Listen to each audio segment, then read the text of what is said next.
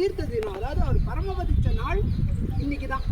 1370வது வருஷம் அவர் பிறந்தார். 1443வது வருஷம் இந்த பூ உலக விட்டு ஆச்சாரியன் திருவடி அடைஞ்சிட்டார், திருவாய்மொழி திருவடியை அடைஞ்சிட்டார். இந்த நாள் வருஷா வருஷம் நாம் தீர்த்தோத்சவம்னு கொண்டாடுறோம்.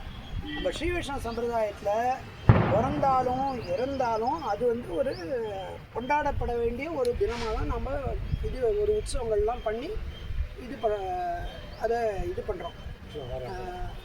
ஆச்சாரியனை வழிபாடு சேவிச்சுக்கிறோம். இப்போ இதுக்கு சரம ஸ்லோகம்னு ஒன்று உண்டு.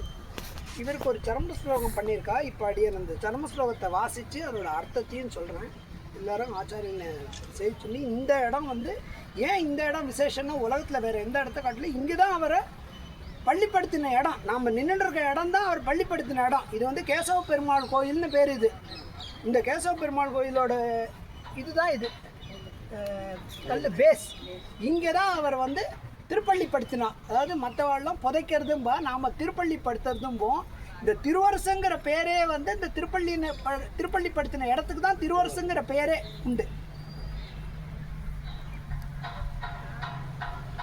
கும்பம் பாஸ்வதி யாதி தத் சுதினே பக்ஷே வளர்க்ஷேதரே துவாதஸ்யாம் ஸ்ரவணம் க்ஷபாஜி ருதிரோத்கார்யாக்கிய சம்வத்சரே தீபக்தியாதி குணார்ணவோ யதிவராதீன அகிலாத்ம சந்நிதி ஸ்ரீ வைகுண்டம் அகுண்ட வைபவ மகாத் காந்தோபயந்தா முனிஹி.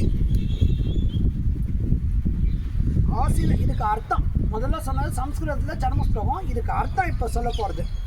ஆசிலாத மணவாள மாமுனி அண்ணல் பூமியுருவை பசியிற்றிரும் மூலம் தேச நாள் அது வந்தருள் செய்த நம் திருவாய்மொழிப்பிள்ளை தாழ் ஈசனாகி 73 ஆண்டு எவ்வுயிர்களையும் உய்வித்து வாழ்ந்தனன் மாசி மால் பக்க துவாதசி மாமணி மண்டபத்து எய்தினன் வாழியே. இது கொஞ்சம் அந்த காலத்து நடையில் இருக்குது. இந்த வியாக்கியானம் மணிப்பிரவாள நடையில் இது ஓரளவு எளிமைப்படுத்தி சொல்கிறேன். ருத்ரோத்காரி வருஷத்தில் திருவாய்மொழி பிள்ளையான தன்னுடைய ஆச்சாரியன் திருவடியை மாசி கிருஷ்ணபக்ஷ துவாதசி அப்படிங்கிற நாளில் அவர் ஆச்சாரியன் திருவடி அடைந்தார். அவர் ஆச்சாரியன் திருவடி அடையும் போது அவருக்கு வயசு 73. அதுதான் இதில் சொல்லியிருக்கு இந்த சரம ஸ்லோகம்.